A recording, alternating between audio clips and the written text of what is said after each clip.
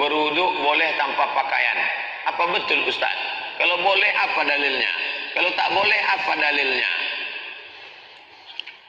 Tidak ada rukun syarat wajib mesti pakai pakaian.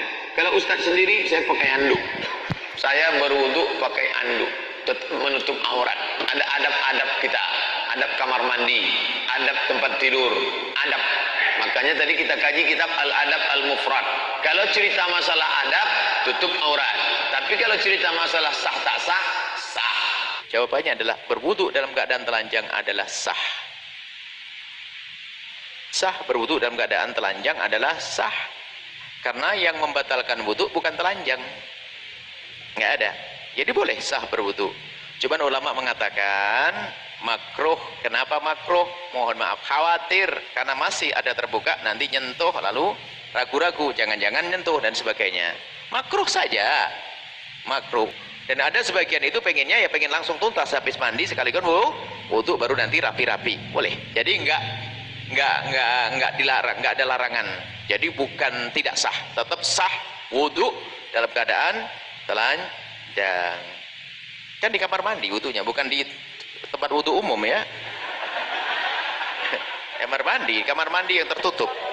Baik, insyaallah. Allah alam bisawab. Apa permasalahan wudu tanpa busana? Jadi orang wudu dalam keadaan tanpa berbusana atau dalam keadaan telanjang. Tentunya di kamar mandi ya. Ya, di kamar mandi selesai mandi, dia belum sempat pakai busana, kemudian berwudu. Wudunya sah atau tidak?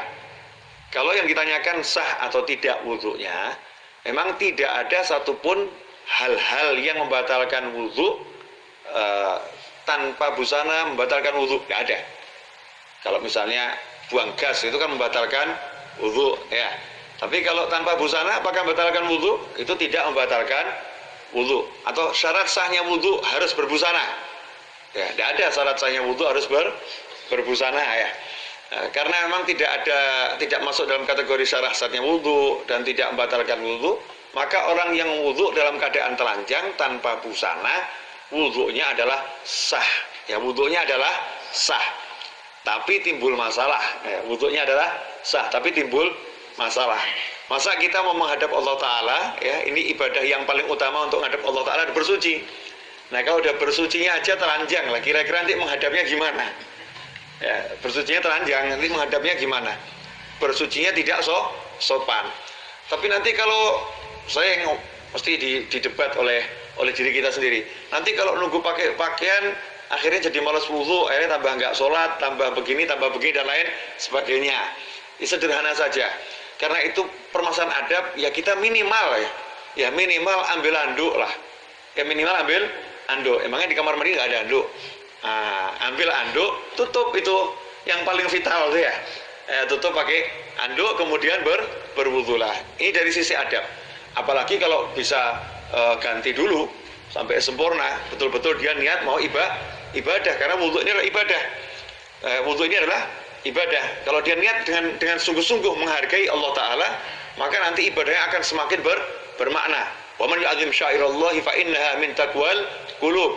Siapa yang mengagungkan syiar-syiar Allah itu muncul dari hati yang bertakwa. Artinya, meskipun wudunya sah, tapi wudunya kurang sopan.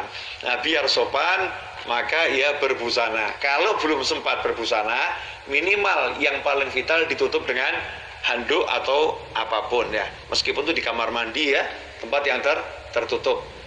Kalau Sayyidina Utsman bin Affan radhiyallahu anhu bahkan mandi tetap dengan busana.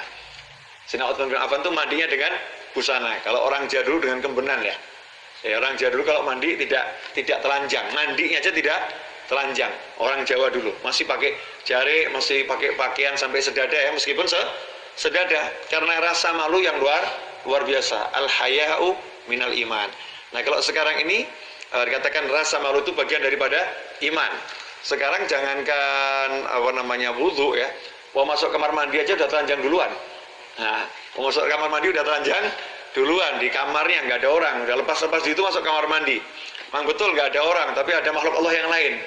Jangan lupa jin itu juga punya mata ya. Nanti kalau jin jatuh cinta sama Anda gimana? Nah, terus dikeloni sama jin gimana? Jinnya tertarik. Hamil oleh jin terus gimana?